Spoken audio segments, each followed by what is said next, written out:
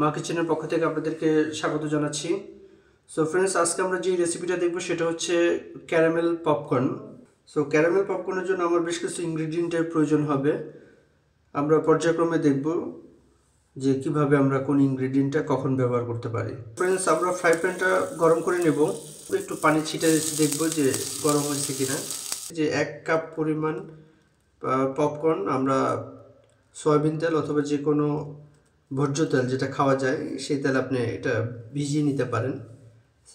5 minute আগে আপনারা এভাবে পপকর্নটা তেলের মধ্যে চুবিয়ে নেবেন বা তেলের মধ্যে রেখে দিবেন। সো আমরা এই তেলটা সহ এখন ফ্রাই প্যানটার মধ্যে ঢেলে দেব। ঢেলে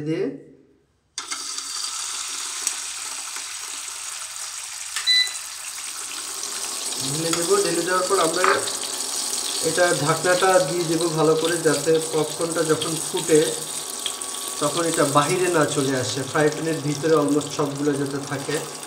সেই জন্য আমরা একটু মিডিয়াম হিটে এই সবগুলো পপকর্ন না ফুটা পর্যন্ত অপেক্ষা করব। অলমোস্ট 3 থেকে 4 মিনিট, অলমোস্ট হাইস্ট গেলে 5 মিনিটের মধ্যে সবগুলো পপকর্ন আশা করা যায় ফুটে যাবে।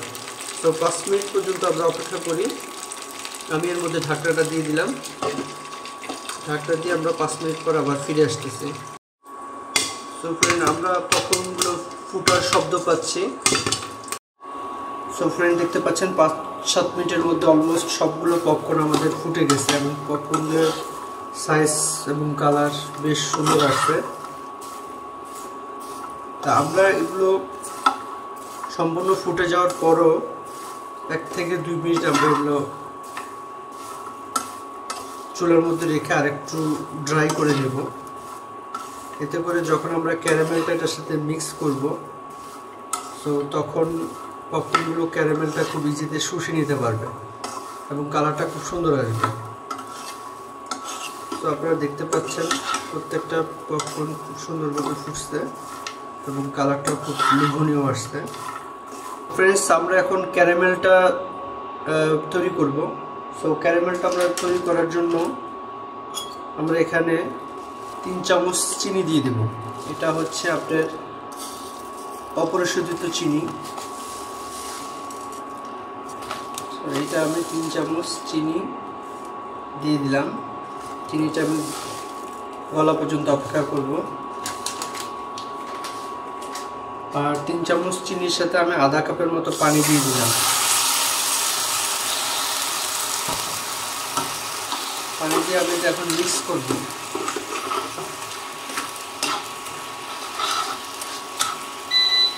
আমরা চুলার হিটটা কমায় নিয়ে আসবো, ক্যারামেলটা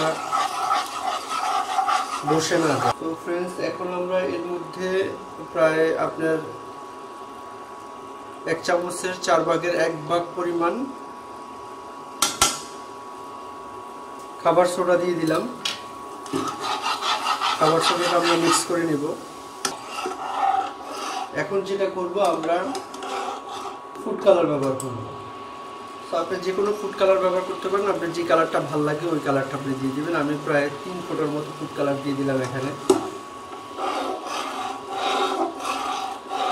এটা অনবরত আমাদের মিক্সচারের মধ্যে রাখতে হবে, যাতে করে দাগ লেগে না যায় বা ক্যারামেলটা পুড়ে না যায়।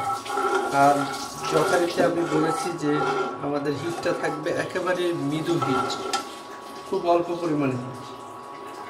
তো ফ্রেন্ড, এখানে আমরা কি করব, অল্প পরিমাণে বাটারটা আমরা দিয়ে দিব। এতে করে ক্যারামেলগুলো ঝরঝরে থাকবে,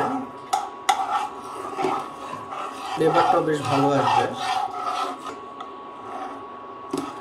তো এমত অবস্থায় আমরা কি করব, ক্যারামেল পপকর্নগুলো সব ঢেলে দিব।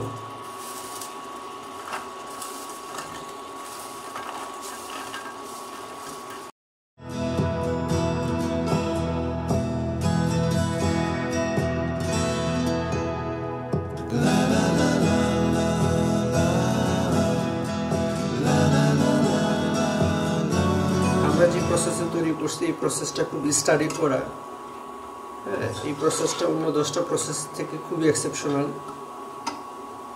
আর আমরা ডেকোরেশনের জন্য সর্বশেষ যেটা করব, পরিমাণ মতো প্রায় 1 চামচের মতো নিতে পারেন বা আপনার ইচ্ছা পরিমাণ মতো, এগুলা কিনতে পাওয়া যায়, এগুলো আমি মিক্স করে দিলাম।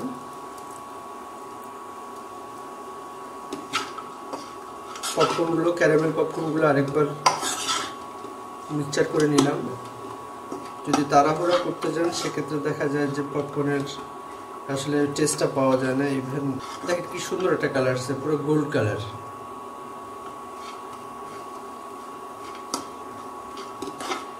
এটা সম্পূর্ণ মৃদু আছে, করবেন আপনারা, এতে করে আপনারা কালারটা ভালো পাবেন। একটা চালনিতে নিয়ে নিব, নিয়ে আমরা এটা একটু শুকিয়ে নেব। শুকিয়ে নিলে পপকর্নগুলো একদম ঝরঝরে হয়ে যাবে।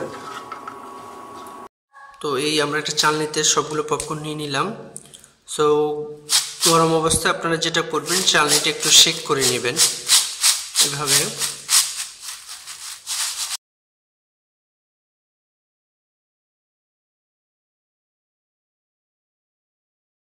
এই হচ্ছে মজাদার সুস্বাদু ক্যারামেল পপকর্ন। অবশ্যই বাসায় ট্রাই করবেন, অত্যন্ত মজা লাগবে এবং অত্যন্ত সুস্বাদু, পুষ্টিকর এবং সম্পূর্ণ এক্সেপশনাল একটা রেসিপি। সো এই রেসিপিটা আপনারা বাসায় তৈরি করে দেখতে পারেন। সো ফ্রেন্ডস, অবশ্যই বাসায় ট্রাই করবেন আর কমেন্টে জানাবেন কেমন হয়েছে। Thank you very much.